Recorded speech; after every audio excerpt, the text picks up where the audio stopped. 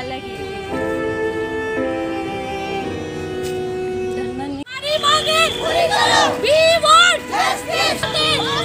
हम क्या चाहते हैं? हम क्या चाहते हैं? अपनी माँ को देखना है। मैं चाहती हूँ यही कि मैं अपनी माँ की खिदमत करूँ। लास्ट टाइम पे मैं उसके पानी का कतरा उसके मुंह में डाल पाऊँ। हमारा प्रोटेस्ट बहुत पहले से चल रहा है। आज कोई नया प्रोटेस्ट नहीं है।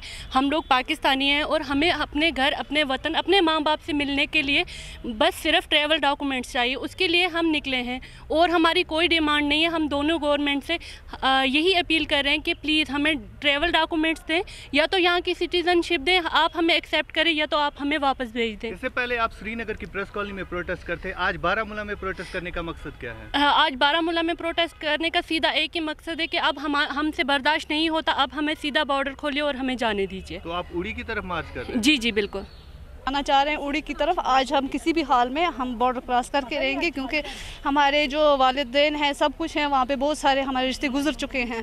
हमने उनकी खुशी में, गमी में हम शामिल नहीं हो पा रहे।